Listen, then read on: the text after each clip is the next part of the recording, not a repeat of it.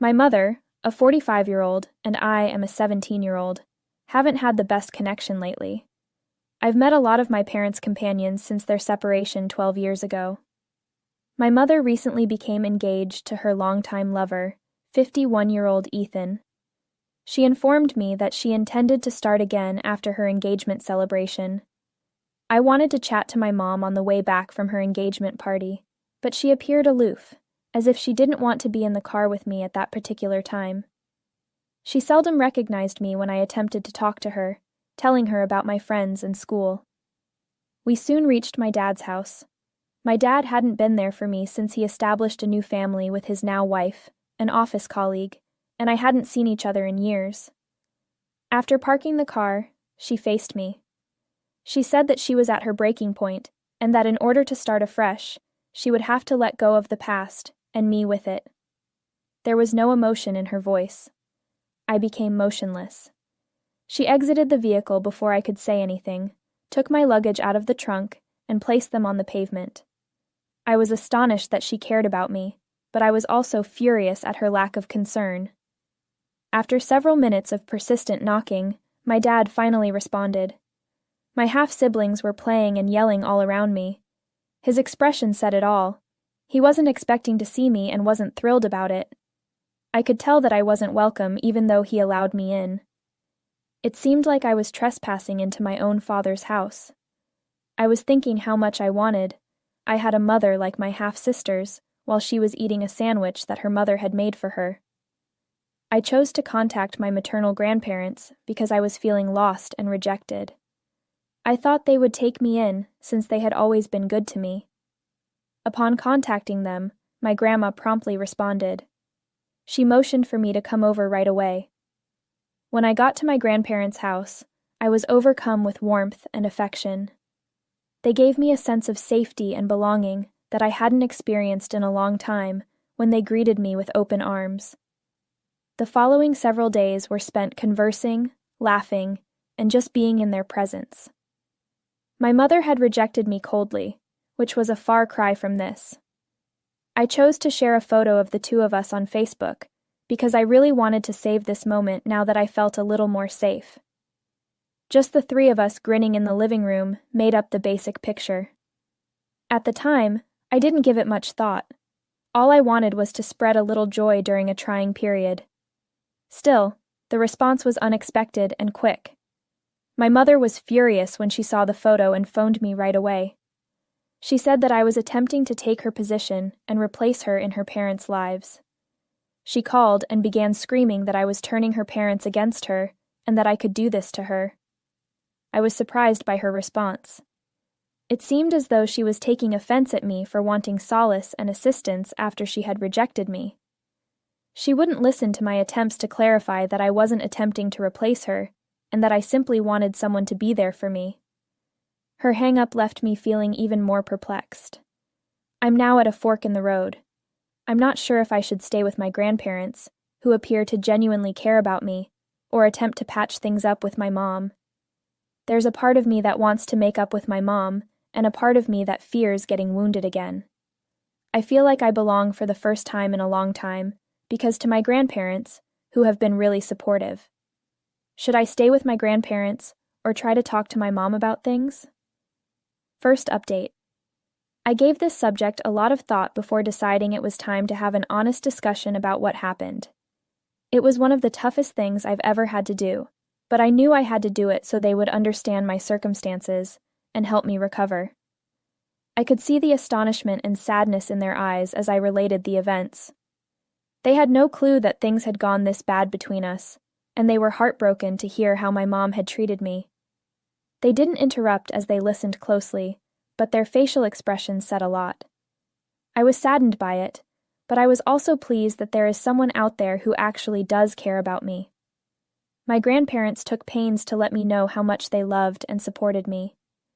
They assured me that my schooling would be taken care of, and advised me to concentrate on the things that really matter.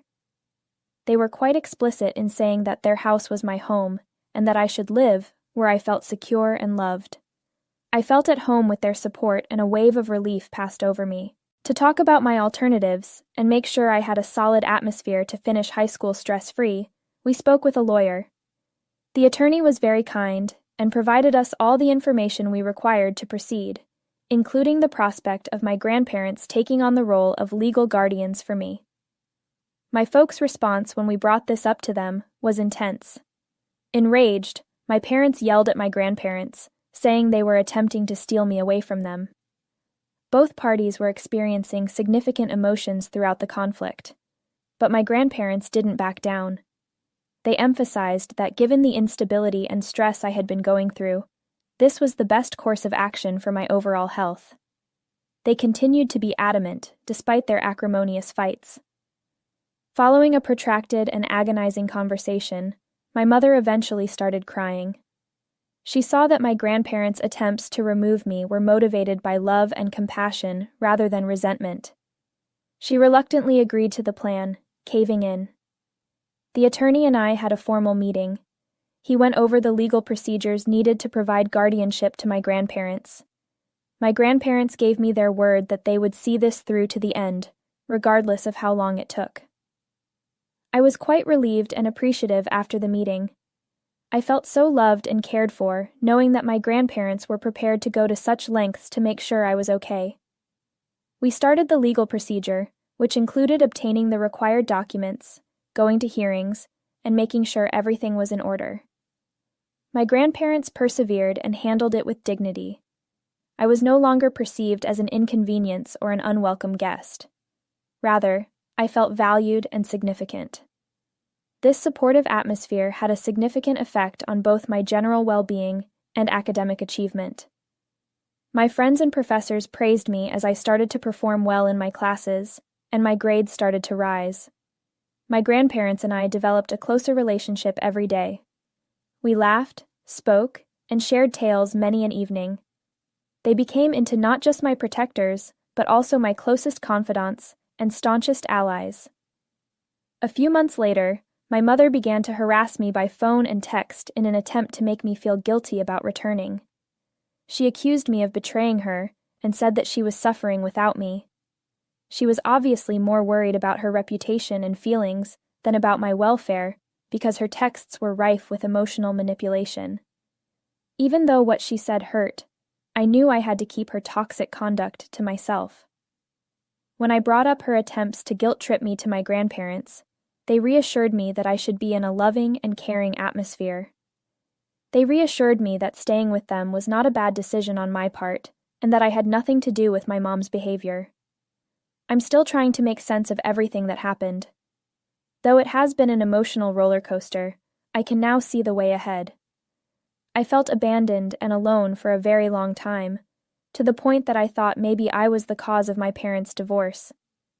I used to see parents picking up their kids from our school, and I longed for that affection and attention. There have been moments when I've fantasized of contentedly sharing my parents' home. I've come to the realization that this is the love I was looking for while I'm with my grandparents. My priorities right now are my future and my studies as I go through this difficult period. I am aware that there may be more challenging days to come, but I think I can overcome this with the help of my grandparents and the generosity of everyone who has shown me support. Second update. After my last report, a lot has transpired. My mother unexpectedly showed up to my grandparents' house and insisted that I return home. My grandma and I were having a peaceful day in the kitchen when there was a loud, persistent banging on the door. She started yelling without even saying hello, demanding that I get my belongings and head out right away with her. She said that my grandparents had turned me against her, and if they didn't cooperate, she would take legal action. Her allegations were getting louder and more personal, and it felt like the walls were closing in. The altercation got heated very fast. My grandparents, who were always serene and collected, maintained their ground with amazing resoluteness. She cried out, threatening to have them arrested, saying that they had no right to keep me there, and that it was almost like abduction. My grandparents maintained their composure in the face of pandemonium. They emphasized gently that they were not detaining me against my will, that I had decided to stay with them. My grandpa made an effort to reason with her, telling her that everyone wanted the best for me, and that, at this point, I needed security and encouragement. But my mother was in no mood to hear. My grandparents were obviously doing all in their power to keep me safe, even though it hurt to watch my mom in such a situation. When my mother tried to push through my grandparents and into the house, things really got out of hand. My grandfather indicated that her actions were wrong by politely but forcefully blocking her path. He advised her to leave, saying they would be forced to contact the police if she persisted. I used to believe that my mother didn't want me to be happy or loved in any way, but now that everything has changed, I can sense that she does. I feel like this is wishful thinking after what she said to me in the vehicle. The voices are all over my head, but I just need to know whether my mother ever gave me any thought. My mother appeared enraged.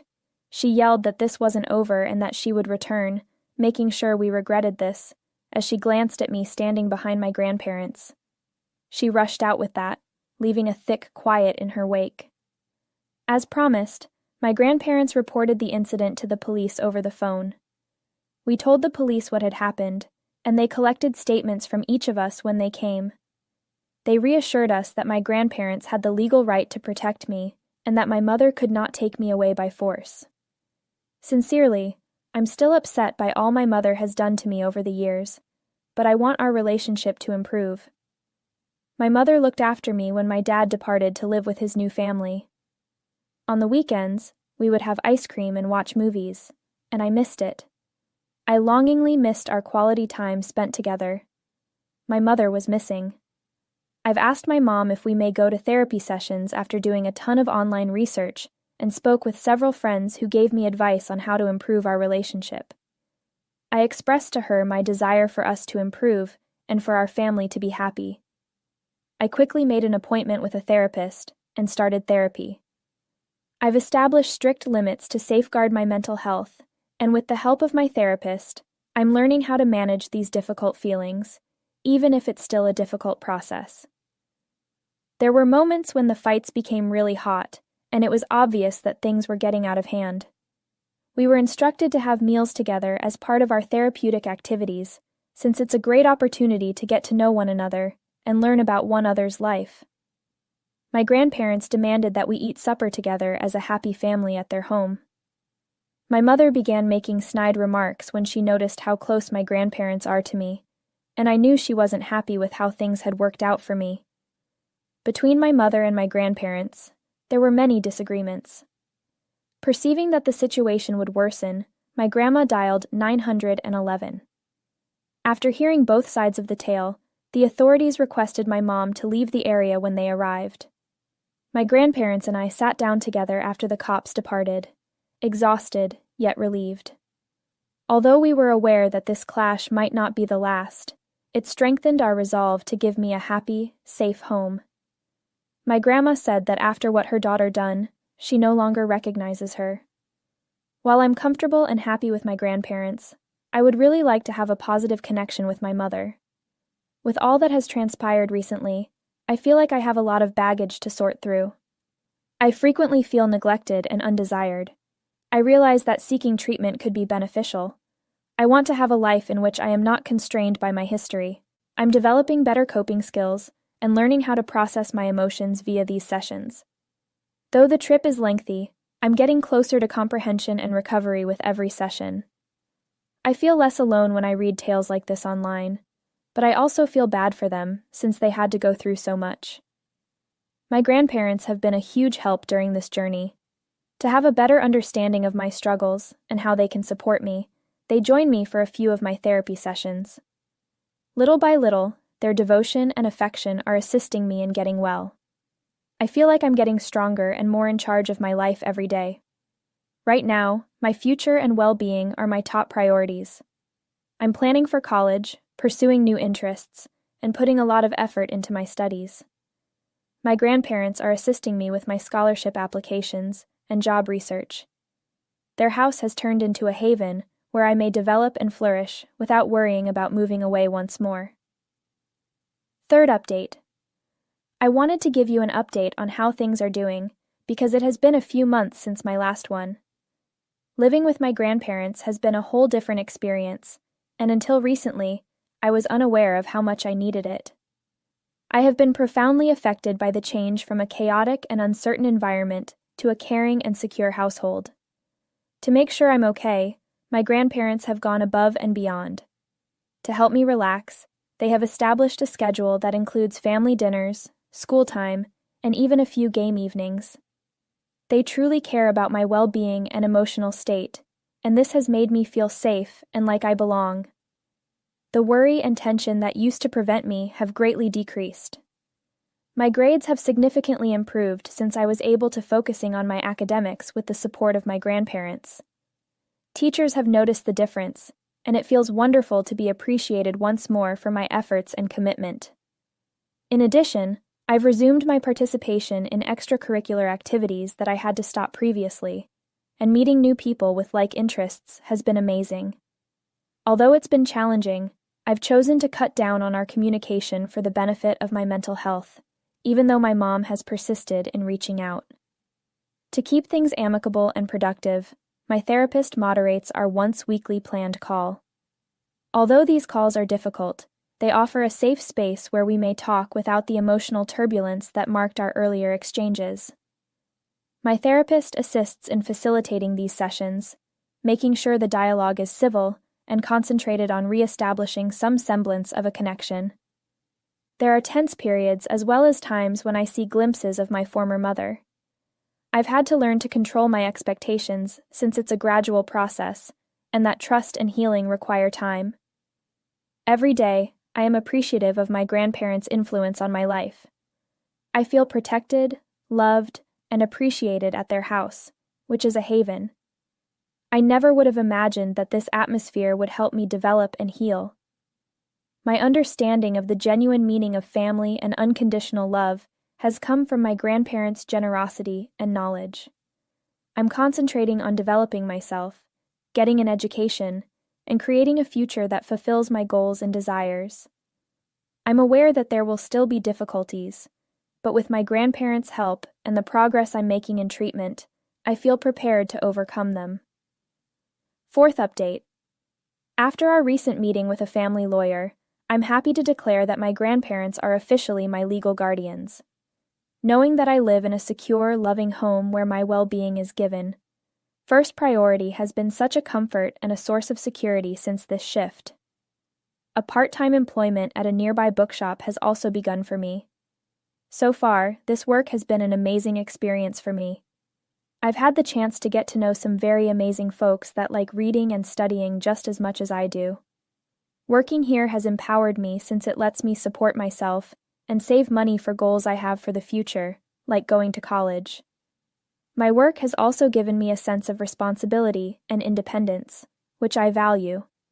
My mother has been trying to get back in touch with me regarding our connection. I've made the decision to start family therapy sessions with her, even though this process has been emotional and challenging. These sessions are an emotional roller coaster. They can be intense, chaotic, even overpowering at times. With her ability to navigate the complex maze of our past, our therapist truly is a wonder worker. Every session is like removing layers of long-accumulated hurt and hatred. We've both shed tears at times when we've spoken honestly. My mother sobbed at one session, apologizing for things I never thought she would admit. All of the hurt and confusion spilled out, like if a dam had broken. There have also been some tense conversations. During a session, there was a lot of back and forth accusing, and the room seemed to be on fire from all the heated feelings. Our therapist, however, has been there for us over the entire process, guiding us through these choppy waters and motivating us to press on, even when it seems impossible. Our ability to resolve previous wounds and misunderstandings has been greatly aided by the therapy sessions. We've discovered a ton of long-buried emotions, some of which I was unaware I was harboring. Everybody feels as though they are cautiously treading over old scars that still have the potential to hurt while negotiating a minefield of emotions. It has been a really demanding procedure. There are times when I think I won't be able to move forward or endure any more suffering. However, there are other times when one feels incredibly liberated. Every unpleasant memory we face and every misconception we clear up seems to take a weight off my shoulders. It's ironic that facing the suffering head-on may give me a sense of liberation I haven't had in a long time. There are days when I come out of the therapist's office feeling utterly exhausted, my feelings unfiltered and visible. I feel as though I've completed a marathon, both emotionally and physically. I can sense the weariness and tightness in my bones. However, in the middle of this tiredness, there's also an odd, unexpected feeling of optimism. The tiny triumphs we accomplish during each session give us hope. We've experienced breakthroughs when we finally understood one another, times that seemed like sunlight breaking through a cloudy sky. These are rare and brief moments, but they give me the courage to keep going when my mom and I can finally come to an agreement on something that has been a point of contention for so long. We're improving our communication skills, which is something we've never been good at. We're beginning to acquire the skills necessary to listen to one another, albeit it's a gradual and sometimes unpleasant process. We're learning how to communicate and express our emotions without placing blame. We seem to be picking up a new language, one of understanding, respect, and empathy. Respecting one another's emotions and viewpoints is yet another important aspect of this path. Seeing things from my mom's perspective and learning about the challenges and anxieties that have influenced her behavior has been eye-opening. Additionally, I believe that she is beginning to understand how I perceive things and how her actions have affected me over time. Fifth update. Hi there to all of you. I wanted to provide some updates on my life, as it has been a while since my previous update. My grandma underwent surgery lately, and I had to be there to take care of her and my grandfather, so I was unable to update sooner. But the last 3 weeks have been busy, and I have some wonderful news to share now that my grandma is back home and doing well. I recently earned an honors diploma from my school. Having accomplished this goal makes me quite proud, especially in light of all that has transpired. My grandparents hosted a little graduation celebration for me to commemorate this. I felt truly delighted and rejoiced for the first time in a long time at the cozy and private get-together with close friends and family. The day was made unforgettable by their love and hard work. It was encouraging to see the pride in their eyes as they gave me congrats, because it gave me hope that all of my difficulties and hard work had been worthwhile. Although my mom and I still have a ways to go, I'm thankful for our development together. Family treatment has continued, with some improvement and some setbacks. Therapy has given us access to a regulated, encouraging, and organized atmosphere in which we may address our problems. There are times when our relationship inspires optimism in me because we make progress and have a bit better understanding of one another. These days, I see the possibility of our relationship being better and stronger. On other days, it seems as though nothing has changed and we are confined to our routines. I've learned to control my expectations and to appreciate even the little victories thanks to treatment. Setting limits and standing up for myself is one of the most important things I've learned in therapy. I felt for a very long time that I had to take anything that came my way. However, I now realize that my wants and feelings are real. I'm confident that this ability will benefit me much in every aspect of my life. My grandparents have supported me the entire way during this journey. Their steadfast assistance has given me the courage to take on these difficulties head-on. They've joined me for a few therapy sessions in order to have a deeper understanding of my viewpoint and discover new ways to assist me.